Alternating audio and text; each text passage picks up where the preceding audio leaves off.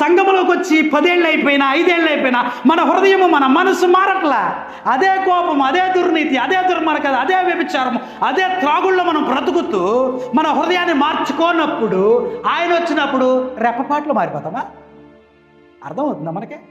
అసలు పైన ఆయన వచ్చినప్పుడు మనం రూపాంతరం పొందాలంటే కింద మన హృదయం రూపాంతరం చెందాలంటున్నాడు. చివరిలో మీరు చదువుకున్నట్లయితే నూతన మొగుట వలన మీ మనసు మారి నూతన మొగుట వలన రూపాంతరము పొందేడి. ఆమెన్, హల్లెలూయా.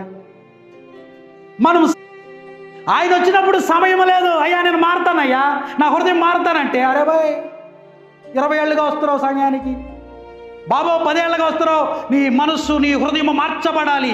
ఆ ప్రాచీన స్వభావం నీలో ఉండడానికి వీల్లేదు, తీసిపడాయి. పూర్వం నువ్వు హింసకుడివి, పూర్వం నీ ప్రవర్తన మాటలోనే తెలిసిపోతుంది. ఎవరితో మాట్లాడితే కసా బుస్సా అంటారు కొంతమంది. మన మాటలు ఎలా ఉంటారంట? ఉప్పు వేసినట్టుగా మృదురముగా ఉండాలంట. తేనె వలె మన సంభాషణ ఉండాలంట. మనం మాట్లాడుతుంటే ఇతరులు ఆకర్షించేలా ఉండాలి. కానీ ఈరోజు పాత స్వభావం, పాత కోపం ఇంకా నువ్వు చూపిస్తే ఏమంటాడు దేవుడు? నీ మీద ఒక తప్పు నేను మోపాలయా. ఎఫీసీ సంఘంతో చెప్తున్నాడు, నీ మీద ఒక తప్పు నేను మోపాలి. నీకు మొదట నా మీద ఉన్న ప్రేమ ఉంది చూడు, అది చల్లారిపోయింది.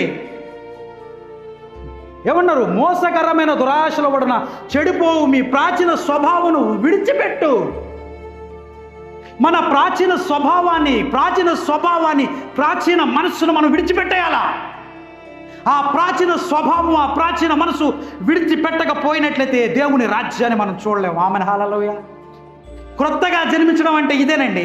మన ప్రాచీన స్వభావాన్ని విడిచిపెట్టి ఇప్పుడు నవీన స్వభావమైన క్రీస్తు స్వభావాన్ని మనం ధరించుకొని ఆ క్రీస్తు రాజ్యంలోనికి మనం వెళ్ళాలి. ఆమెన్, హల్లెలూయా. ఇప్పుడు మనం ఆయన వచ్చినప్పుడు మనందరూ రెప్పపాటులో రూపాంతరం చెందుతాం. అవునా కదా? ఆయన వచ్చినప్పుడు ఎంత? రెప్పపాటులో, అంటే హాఫ్ సెకండ్లో మనం రూపాంతరం చెందుతాం. మరి ఆ హాఫ్ సెకండ్లో మనం రూపాంతరం చెందాలని అంటే మరి ఇక్కడ మనం ఒక రూపాంతరం చెందాలి. తెలుసా? ఆ రూపాంతరం ఏంటో తెలుసా?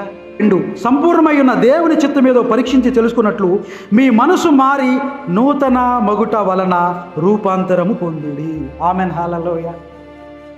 అసలు పైన ఆయన వచ్చినప్పుడు మనం రూపాంతరం పొందాలంటే కింద మన హృదయం రూపాంతరం చెందాలంటున్నాడు. చివరిలో మీరు చదువుకున్నట్లయితే